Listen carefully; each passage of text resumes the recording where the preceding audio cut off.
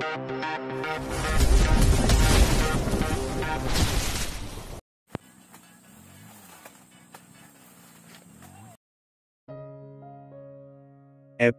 48. Duda Sang Bos CEO. Hari ini Tania akan berangkat ke kampung halamannya yang berada di Yogyakarta. Banyak drama di pagi hari tadi yang dimana Dio sama seperti ayahnya yang tidak ingin ditinggal, tapi setelah dibujuk oleh Santi akhirnya mau ditinggal oleh Tania dan pergi ke sekolah bersama Santi. Sedangkan Tania hanya diantar oleh Derian ke bandara. Derian sengaja membelikan tiket pesawat agar Tania pulang tidak terlalu lama di jalan. Tadinya Tania akan naik kereta karena kalau buru-buru seperti sekarang ini lebih aman naik kereta, tapi sekarang berbeda, Derian malah membelikannya tiket pesawat. Di dalam perjalanan ke bandara tidak ada percakapan apapun. Derian sibuk dengan tab yang berisi tentang pekerjaan. Tania bisa melihat dari wajah serius yang ditampilkan oleh Derian, mungkin Derian sedang mengecek pekerjaannya. Tania pun tidak ingin mengganggu, dia melihat ke arah luar mobil yang terlihat jelas semua orang sedang mengerjakan aktivitas seperti biasanya. Tak lama mobil Derian sampai di bandara. Derian pun meletakkan tabnya lalu keluar dari dalam mobil menyusul Tania yang sedang menunggu kopernya dikeluarkan di dalam bagasi oleh supir pribadi Derian. Derian menghampiri Tania lalu merangkul pundak Tania. Tania yang melihat itu hanya tersenyum lalu mengambil kopernya, tapi Derian lebih dulu mengambilnya. "Ayo sebentar lagi check out," ucap Derian yang ditanggapi anggukan oleh Tania. Tangan Derian yang tadinya di pundak Tania sekarang beralih menggenggam tangan Tania, dan yang satunya menyeret koper milik Tania.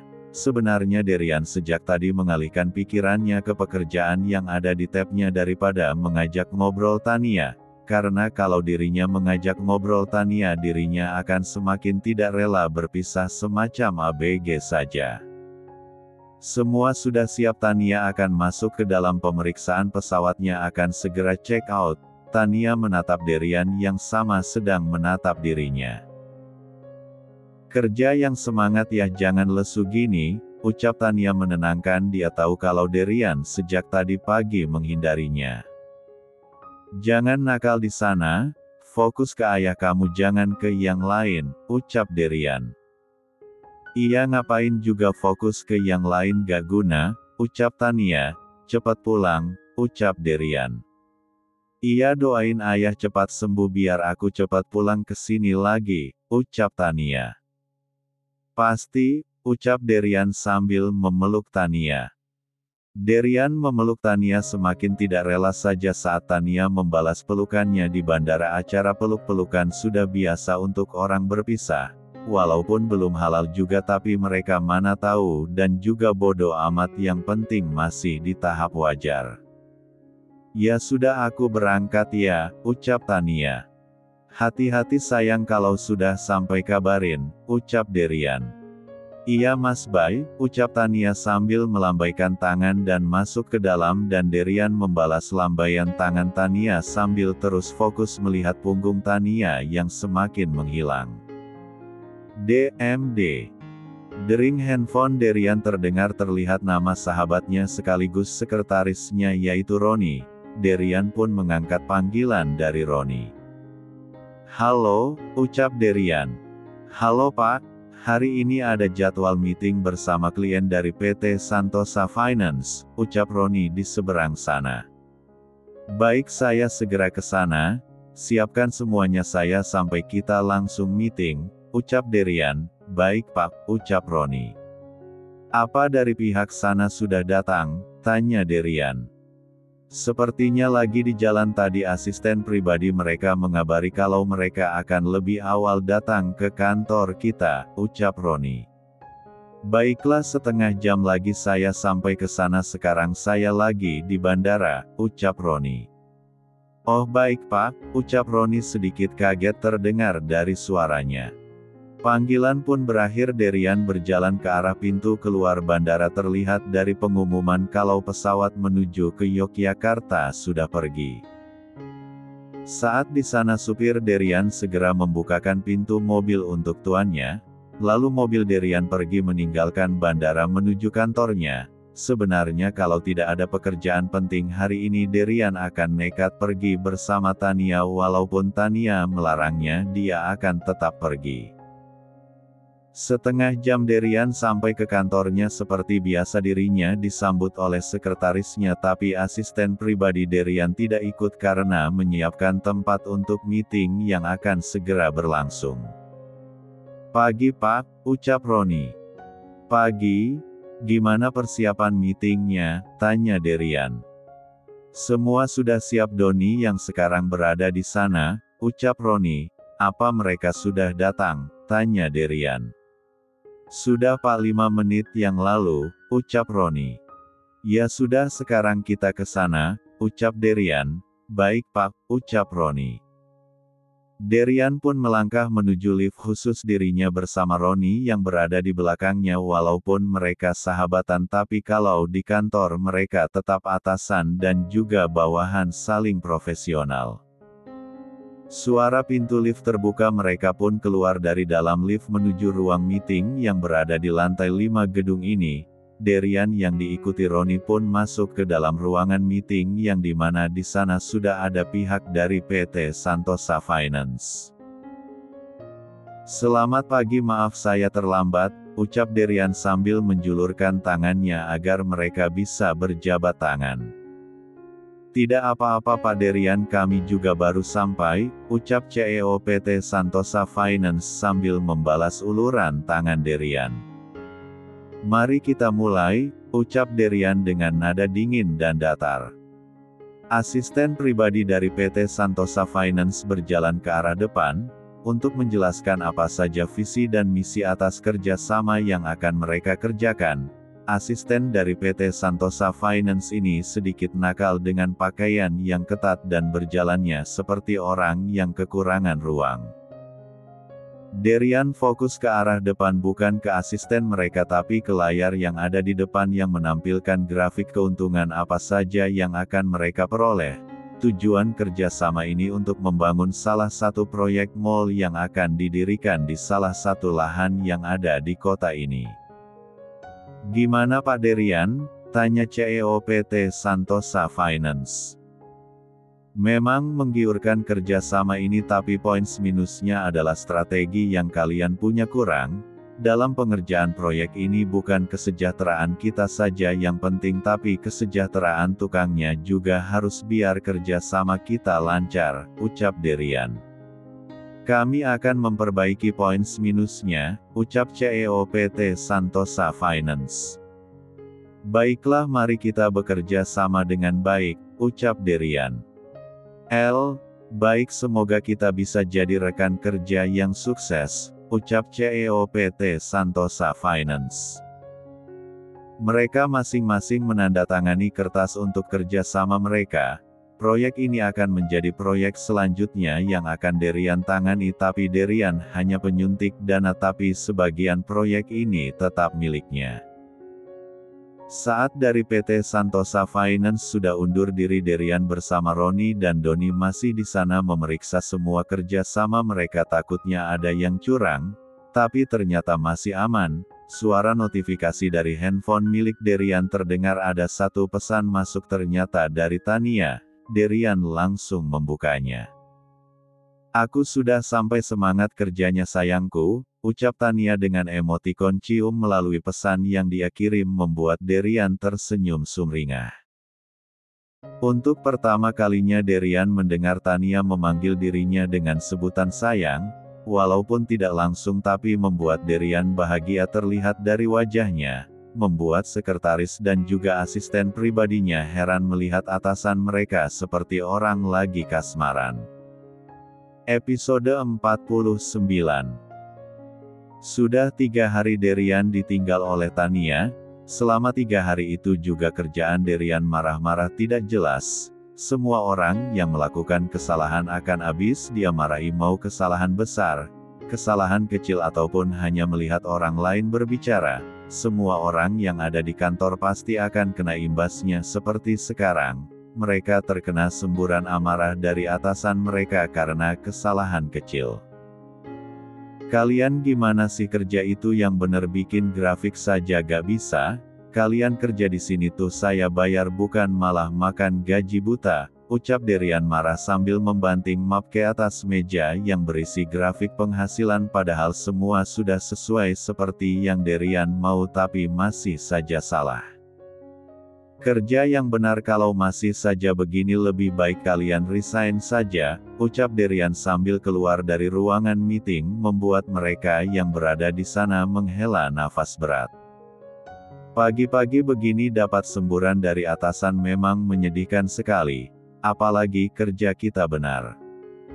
Pak Derian lagi kenapa sih Pak perasaan kerjaan kita bener kok, ucap salah satu karyawan. Roni yang mendapat pertanyaan hanya menggelengkan kepala dirinya juga tidak tahu, bukan karyawannya saja yang kena damprat sang CEO tapi dirinya juga sama, apalagi Doni asisten Derian sampai mogok makan karena sudah 3 hari ini kerjaannya dimarahi oleh Derian. Saya juga tidak tahu, kalian mending dimarahi saat meeting sajalah saya sama Doni. Tuh ya lebih kasihan Doni sampai mogok makan karena tiap hari dimarahin, ucap Roni. Aneh ya padahal selama saya kerja di sini baru sekarang amarah Pak Derian meledak banget, ucap karyawan. Mungkin lagi banyak pikiran kali mending kita kembali kerja daripada nanti dimarahi si bos lagi, ucap karyawan yang lain. Mereka pun bubar dengan lesu hari ini pasti akan jadi hari yang sangat berat karena harus mendengar omelan si bos. Mereka berpikir ada apa sama atasannya ini, yang tadinya memiliki sifat dingin dan datar tapi sekarang malah ditambah dengan sifat yang suka marah-marah. Sekarang Derian lagi duduk di kursi kebesarannya sambil melihat handphone miliknya, tidak ada pesan tidak ada panggilan kemana orang yang dia tunggu. Suara ketukan terdengar Derian menyuruh orang itu masuk ternyata salah satu OB yang mengantarkan kopi. Silahkan Pak, ucap OB. Terima kasih simpan di sana saja, ucap Derian dengan suara datarnya sambil menunjuk tempat yang biasanya kopi untuknya disimpan. Walaupun di sana tersedia mesin kopi tapi tetap saja Derian suka memesan kopi dari office boy yang ada di kantornya. Ob itu meletakkan cangkir kopinya seperti biasa lalu dia berpamitan keluar tanpa basa-basi lagi karena takut kena amukan atasannya karena mereka semua hampir mendapat marahan dari sang atasan. Pernah ada yang Derian marahi karena membuatkan kopi yang terlalu manis padahal pas saat mereka coba rasa kopinya sangat pas tidak berlebihan. Aman, gumam OB saat sudah berada di luar ruangan Derian membuat Roni dan Doni terkekeh geli. Berasa uji nyali ya mas, ucap Doni sambil terkekeh kecil. Iya pak, bikin istighfar terus pak bos, ucap OB. Ya udah sana kembali kerja ketahuan masih di sini diomelin kamu, ucap Roni. Oh walah, ya udah saya permisi ya Pak Roni, sama Pak Doni, ucap Op itu lalu pergi dari sana menuju lift khusus karyawan. Roni dan Doni melanjutkan kembali pekerjaannya sedangkan Derian dia pun kembali bekerja memeriksa laporan dan grafik yang tadi sudah karyawannya perbaiki. Tak lama jam makan siang pun datang Derian sudah selesai dengan pekerjaannya hari ini dia ingin pulang lebih awal karena ingin mengistirahatkan tubuh lelahnya. Mau makan siang di mana Pak nanti saya pesankan, ucap Doni saat melihat atasannya keluar dari ruangannya. Restoran biasa, ucap Derian. Baik Pak, ucap Doni. Nada bicara Derian sudah mulai tenang. Derian berjalan di depan diikuti Doni dan Roni di belakangnya. Ketiga pemuda itu memang menjadi spot untuk cuci mata tapi sayang yang satu CEO sekaligus duda anak satu yang tak mungkin mereka gapai. Derian masuk ke dalam lift menuju lantai 1. Hari ini badannya terasa lelah dia ingin sekali tidur, tapi sayang dia sangat merindukan seseorang yang jauh di sana. Hari ini saya tidak kembali ke kantor, urusan kantor saya percayakan ke kalian, ucap Derian setelah masuk ke dalam mobil. Roni dan Doni tidak ikut. Baik Pak, ucap Roni dan Doni bersamaan. Saya sudah pesankan makanan di restoran biasa, mungkin akan sampai di rumah Bapak, ucap Doni yang ditanggapi anggukan oleh Derian. Mobil Derian pun pergi dari kantor menuju rumah. Tadinya Derian mau makan di restoran yang biasanya dia datangi, tapi tiba-tiba Derian tidak berselera, makanya dia putuskan untuk kembali pulang saja. Saat sampai di rumah, di sana sudah ada mobil supir yang khusus ditugaskan untuk mengantar jemput anaknya. Derian keluar dari dalam mobil dan berjalan menuju rumahnya. Saat sampai di ruangan keluarga, Derian melihat mamanya bersama anaknya yang sedang menonton. Santi terkejut melihat Derian yang sudah pulang. "Loh Yan, kok udah pulang aja?" tanya Santi heran. Derian tidak menjawab, malah berjalan ke arah kamar tamu yang dimana Tania tinggal. Bukannya ke kamarnya, Derian malah milih pergi ke sana. "Papi, kenapa sih Oma?" tanya Dio bingung melihat ayahnya yang kelihatan tidak semangat. "Gila mungkin," ucap Santi asal. Dio yang mendengar ucapan Santi hanya menggaruk dahinya tidak mengerti. Setahu Dio orang gila kan diamnya di jalan sama rumah sakit, kok ini di rumah. Derian masuk ke dalam kamar lalu tidur di ranjang milik Tania. Aroma sampo milik Tania meruak di atas bantal yang Derian jadikan ganjalan kepalanya. "Kangen banget, di telepon gak bisa ngasih kabar, gak kamu kemana sih? Lama-lama aku nekat juga nih," gumam Derian lalu memeluk guling dan memejamkan matanya dan masuk ke dalam alam mimpi. Sedangkan di sisi lain di tempat Tania, gadis itu sibuk dengan pemulihan ayahnya. Saat dia sampai, tujuan pertamanya adalah sang ayah. Dia sangat khawatir hari ini check up sang ayah. "Pak Tony sudah gak apa-apa, cuma hati-hati saja, usia sudah berlanjut, rentan akan persendian," ucap dokter. "Terima kasih dok," ucap Tania lalu keluar dari ruangan dokter. "Ayah tunggu di sini, Mbak mau tebus obat dulu," ucap Tania. "Iya Nduk," ucap Tony ayah Tania. Tania berjalan menuju tempat penembusan obat. Ayahnya walaupun sudah tidak apa-apa tapi tetap harus menggunakan tongkat kruk agar bisa menyanggah satu kakinya. Setelah menembus obat, Tania membawa ayahnya untuk pulang. Tania menggunakan motor sang adik kembarnya karena mobilnya berada di kota tidak dia bawa. Mau pesan taksi online, dia lupa nyimpan handphonenya di mana. Episode 50. Tania yang baru sampai di rumah sudah disambut adik kembarnya yang sedang menunggu dirinya dan sang ayah di depan teras rumah. "Toh kok di luar dek?" tanya Tania. "Nungguin Mbak sama ayah," ucap Farhan adik kembar yang pertama. "Gak apa-apa Le, kenapa harus ditungguin, toh ayah sama mbakmu pasti pulang," ucap Tony. "Khawatir ya," ucap Farhan. "Ya sudah ayo masuk, tolong bantuin ayah masuk ya dek, Mbak mau cari ibu dulu," ucap Tania. "Nggih Mbak, ibu di dapur lagi masak," ucap Farhan yang ditanggapi anggukan oleh Tania.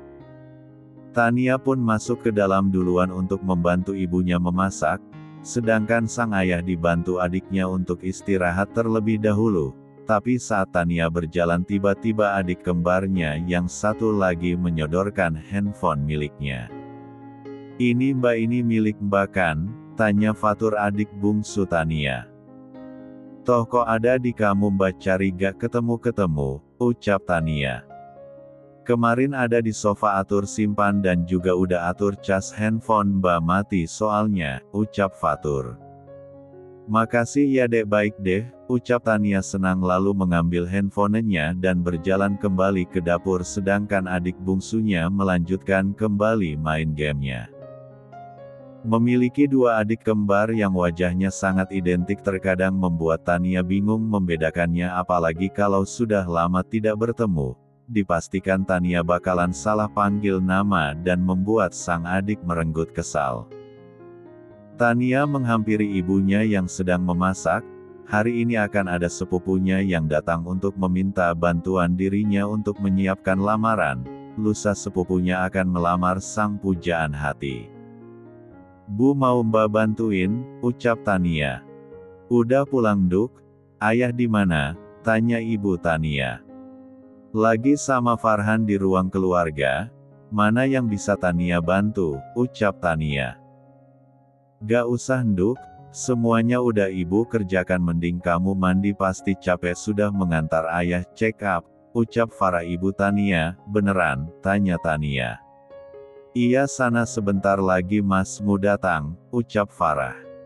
Iya Bu Tania, ke kamar ya, ucap Tania yang ditanggapi anggukan oleh Farah sambil tersenyum. Tania pun pergi dari dapur menuju kamarnya. Gaya rumah Tania masih tradisional, terbuat dari kayu jati asli. Terdapat 2 lantai yang dimana ada 5 kamar, di atas kamar Tania dan 2 kamar untuk adik kembarnya, dan untuk kamar kedua orang tuanya berada di lantai bawah berdampingan dengan kamar tamu. Kasian kalau kamar orang tuanya berada di atas, mereka sudah sepuh. Saat sampai di kamarnya, Tania langsung membersihkan badannya. Karena sudah amat gerah hari ini, cuaca cukup panas walaupun sudah sore. Setelah selesai dengan rutinitas mandinya, Tania mengambil handphonenya dan menyalakannya. Terlihat banyak sekali miss call dan juga pesan yang dikirimkan oleh Derian. Tania merasa bersalah selama 3 hari ini tidak mengabari Derian gimana keadaan Derian dan juga Dio.